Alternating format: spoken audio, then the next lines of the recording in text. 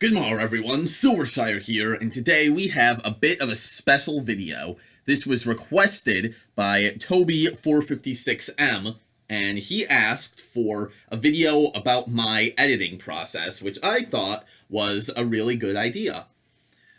And I'm going to be using Movie Maker for this tutorial, I guess you could call it, but it really doesn't matter what program you use. All of the advice I give will still apply. I'm going to be covering the broad strokes of editing.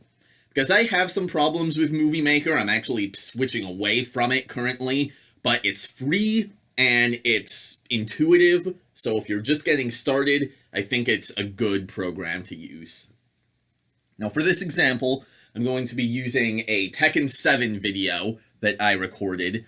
And before we do anything else, the very first piece of advice, especially with Movie Maker, is save and make backups. I always have at least 2 copies of the things I'm working on.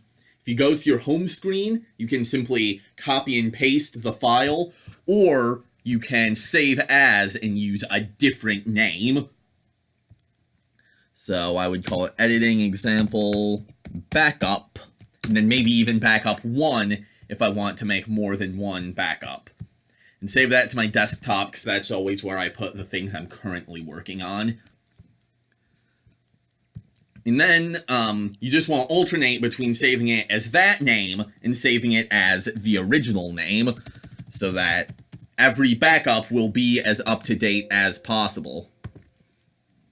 So with that out of the way, let's talk about how I actually edit my videos. Now, I record my video and my audio on separate channels, and what that means is that they're not always going to be synced up.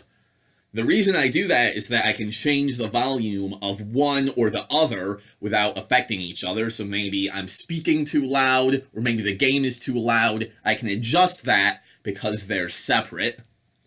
But that means that sometimes they get out of sync, so you're going to want to sync in your video. This can be really anything. The easiest way to do it is to just, go up and down on a menu while counting 1, 2, 3, 1, 2, 3. What I did in this video is I said attacks I was doing in practice mode as I did them, and I'll just show that a moment. Thinking punch, punch, punch, kick, jump.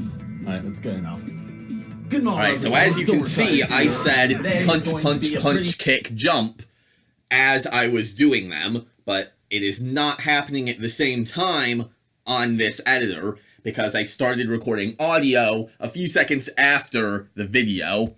So I am going to want to cut out the beginning portion of this video until those things are synced up. Thinking punch, punch, punch, kick. Alright, we're still not quite there. Thinking punch, punch, punch, kick. Almost. Seems like just a couple of seconds will do it. Thinking punch, punch, punch. Alright, I actually went too far that time. Thinking punch. Can always just hit Control Z. Punch. And it's just a little bit of trial and error. Just change it a little bit at a time. Thinking punch, punch, punch, kick. Alright, that's just about perfect. I'm saying punch, punch, punch, kick at the same time that I'm doing them. So that is how you're going to sync up your audio to your video. Once you're done, you can cut that section out of the video completely and it'll be fine. Or you can leave it in. I think sometimes that's kind of funny. But before we worry about that, we need to worry about volume. And I've actually already edited this before, and I know that the game audio is too loud. It's starting to drown out what I'm saying. So what I'm going to do is turn the video volume down a bit. Just double click on the video and that option should come up. Alternatively, you could double click on the narration and turn that up, but that's not necessary. So now let's listen to it. Because Tekken doesn't have any of the blood and gore. See, that's much better. You can still hear what's going on in the background, but my voice is clearly more prominent. So now that we have that all taken care of, you're going to want to save this as its own file. And the reason that we're doing that will be made clear in a moment. But this is going to take a little while, so I'm going to jump cut once this is done. Alright, so now it has been exported, and that means that the audio and the video are now going to be all one single file. So you can put that into a new Movie Maker file for the sake of simplicity. I'm just going to get rid of what's here and put it back in. Give me a second to find it. That's the one problem with putting everything on the desktop. And you're going to need to wait for that to load in again. But now you will be able to cut things out of the video, and it won't mess up the sync between your video and your audio at all. But again, you want to make sure that you have the volume and everything correct before you do this. If you're not doing it live, like if you're just speaking over a video, you are able to use the narration function in Movie Maker. I did that for the Hammond Infinite Spinny Doo video where I showed off all of the different locations. Because that one I was not recording it live like most of my videos. I was saying after the fact what I was doing, and that makes it a lot easier, but there's not a way to do that live. So once this is all uploaded, we'll get to actually edit the video. So I'll probably do another jump cut. Alright, so now it's all one file, so I'm just gonna let it play. Thinking punch, punch, punch, kick, jump. Alright, that's good enough. So see, what I was talking about was now I can say to start the video there, or alternatively I could split it and then remove the first section. That will get rid of the video and my voice at the same time. I'm sorry if I'm over-explaining things that are really simple, but I want to make everything very clear, because then if I get into more complicated stuff later and I missed something early on, that's just going to be a whole mess. So now we can talk a little bit about transitions. Now, transitions are a tricky thing because they can make your videos seem way more professional, or it can make them seem way more amateurish. Jump cuts are generally not seen as very professional, unless you're doing it for comedic effect. But if you do something over the top, like the stars or like the hearts going across the screen, that makes your video not seem very professional. So you want to do something simple and short. You can do just a fade in from black or something like this. I'll talk about that in more detail when we get later into the video. Once we actually start splitting the video apart, I will talk more about transitions, but it's always nice to start off with something, unless you have like an intro that you put at the beginning of your videos. So just that, it's nice and simple, but it makes it look a little bit nicer than if it just starts playing right away. And the same thing goes for when you end a video. Let me look at my notes a second, because I want to make sure I'm not forgetting anything. Alright, so now is the part where you want to cut things out. Now I'm just going to be doing this for example, because there's actually not anything to cut out in this video, but let's just give it a listen a second. To grow and to change, because a lot of characters, especially fighting game characters... Alright, let's say I just wanted to get rid of that. Get rid of a lot of characters, especially fighting game characters. It's super simple. You just want to split, and then you could find the end of what you want to get rid of and set that as the new starting point, or you can just split it again and remove it. Now this was a bad split, because even if I wanted to get rid of what I'm saying, something very important happened in the video that I cut out. I cut out the end of that round, so I'd actually probably want to let it go a little bit further if this was actually a video, so you could actually see this round ending and not just cut right to the victory screen. Now, I'm gonna show you a few different transitions that you can use. There's a few that are simple and professional looking. I think they're really nice. The few that I use are the crossfade. That is a really nice one. The one I use most often is the reveal right. And that one, that one makes it seem very separate from another section of the video. So if I'm moving on to something different entirely, I will do that. Since for this, I'm just like fast forwarding the same clip, I think the crossfade is going to work nicer. That's going to make it seem like it's just time passing and I'm not actually transitioning to a new thing. Now, you don't need to just completely remove something from your video entirely. Let's listen to this. I thought he was a guest character that I was unaware of. Alright, so let's say I want to get rid of all of this, but actually, there's a better example. Let me find one of the loading screens. That's a good time to do this here. Let's say I wanted to get rid of this loading screen, but I wanted to make a joke about how long it's taking to load. Instead of just cutting it out entirely, I can section this off, split on either side of it, and then I could make it faster. I don't think I'm going to download So now again. it becomes here, and you can see it's essentially fast forwarding. So that turns it into a bit of a joke about how long something is taking. Now again, if this was an actual video, I wouldn't want to fast forward that particular section because I'm saying things during it that I want to be heard. But again, this is all just for example. And another nice thing you can do is, I believe it's the letter U. There's a letter that if you turn it into Wingdings 3, that's a font, that will make it an arrow. So if you type UU and put the font as Wingdings 3, and then you make the font a little bit bigger, you can put that in the corner, and it makes it clear to your audience that you are fast forwarding through footage, which is a nice little thing that you can do. You'll see that in a lot of my videos. And whenever you're putting text on screen, just make sure you adjust it to the length of the video. It doesn't need to cover the whole thing. Just make sure it makes sense. Like 15's a bit too long. You're not limited to just the drop-down options. You can type in whatever you want. Seems like 14 and a half. That's 145. That is not 14 and a half. Seems like 14 and a half works pretty well. I actually want it to be a little bit shorter than that, but you get the idea. And talking about text, you should always have a border on your text.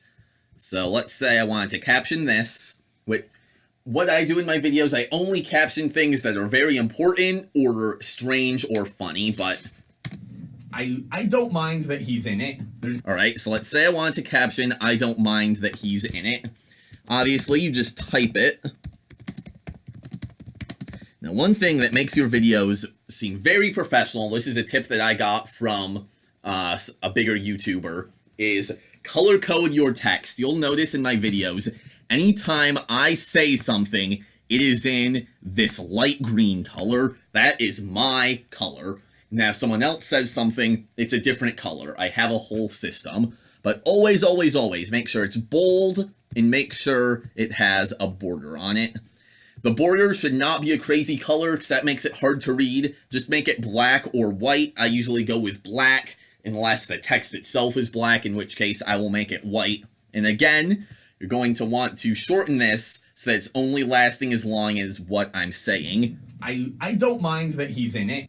It sounds like it's about 3 seconds to me, so let's try it out.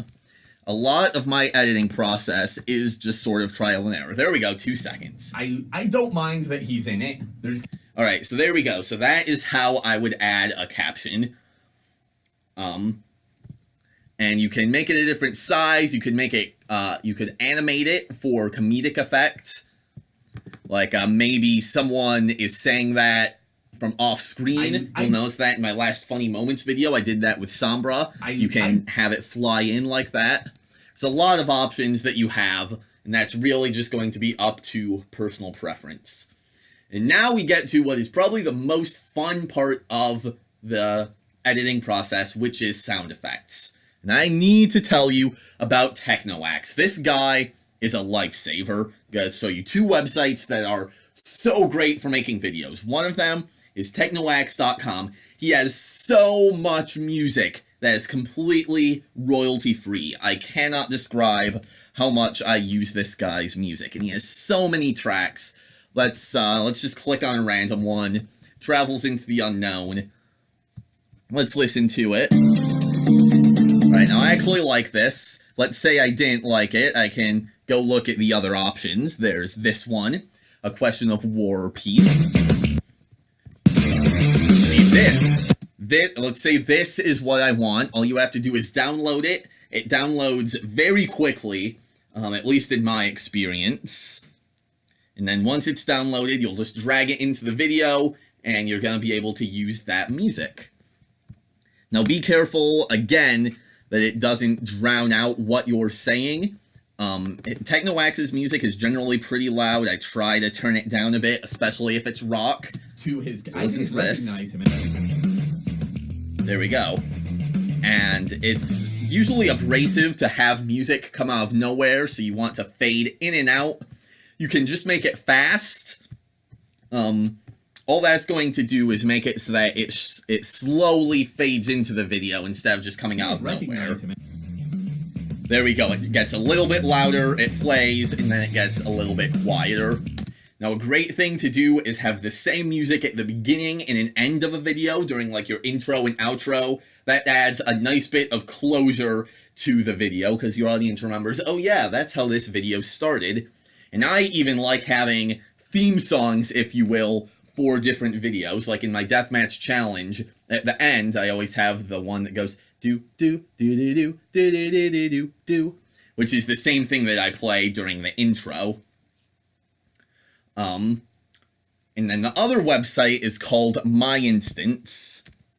And what this website is going to do is it has just a bunch of sound effects that, again, are completely royalty-free to use. Like, here is one of the meme from that anime that goes, Ome wa mo shinderu. Nani? Omae wa mou shindeiru. And you can search for whatever you want on this website. And it has a lot of things on it. This is a great one. So then you can just download MP3 and you can put that right into your video. So this website, along with Technoax, are some of the most useful things that you can imagine for making a video. Omae wa mou shindeiru. And you can adjust the volume just like anything else. Now, sometimes if you put music before music that is already in there, it will mess up the timing a little bit, but it's easy enough to fix that. But I would suggest trying to always add music in chronological order. If you're making a compilation sort of video, like my Overwatch compilations, never use the same meme twice, even if that means you need to hold off on a video or hold off on a clip, rather, until a later video, unless you want to do a bunch of them in a row for comedic effect, like, hey, the same thing keeps happening, but otherwise, you should keep the sound effects, keep the music, keep them all separate, because otherwise it's going to get repetitive, and it might not be clear when one thing is ending and another thing is beginning. I also think it's nice to let the music go a little bit long, let it fade into the next clip a little bit, so it doesn't end as soon as I'm done with one thing. It kind of fades away, and then the other sound or music or whatever can come in. Alright, so I already talked about color coding and borders, so that covers just about everything for the video itself. You have an option for webcam right in Movie Maker, which I never use because I don't like to show my face in videos, but that is completely up to you. And there's generally going to be some dead space at the end of the video, which you can cut out. And I actually have downloaded a nice background that I put at the back end of my videos. It's just called Light Spirals or something. Come on, where is it? There we go, light discs. And I like to add that at the end of my videos. And then I will say, and it doesn't have to be a fancy moving background, it can be literally anything. I like to say, latest video, similar video. And again, this is just one example of an end card that you can do. Bold it. The color's fine. Put an outline on it. Want to make that outline black. Want to make the text a little bit bigger. That's over here. And then I can put that at the side of my video. And now when I upload that to YouTube, once it's done, there's an option on YouTube to add links here to other videos. And I always do that at the end of my videos. And make sure when you're done that once again you have a nice transition. I just like to fade to black. That's not what I meant to click on. I like to fade to black at the end. And also make sure that the text is long enough. And there we go, that's very nice. Now, if this was an actual video, I would want to add music to this. Again, music that is the same as something that I had earlier on in the video. So now we have to talk about thumbnails and video titles, and the most important thing I can say there is consistency. As you can see, for my compilations, I have yellow text. For my narration, I have red text. Certain series have their own text colors, like Road to Tekken God has blue text, and I always title them the same way. I have a funny, eye-catching title in capitals, such as The Tracer Exam or A Heroic Sacrifice, and then space, dash, space again. That way, when someone searches for it, it will come up. If you don't put a space between the dashes, it won't show up when people look for it. And then I put what it is, like Overwatch Compilation 19, and sometimes, if it's not clear enough what the video is, I will put parentheses on the end, such as this one, I say Priest versus Hunter, just to make it a little bit more specific. Now, what you want to make your thumbnails is up to you. I try never to clickbait in my videos, but you can still make them very eye-catching, make them a little strange, make them look really cool. The possibilities are really endless. I would suggest GIMP for making thumbnails. That is this program right here. That is also completely free and relatively easy to use. If you would like a tutorial in that also, let me know, and maybe I can make GIMP its own video. But that covers just about everything I had to say. If you have any more questions about my editing process, let me know. And until next time, I bid thee farewell.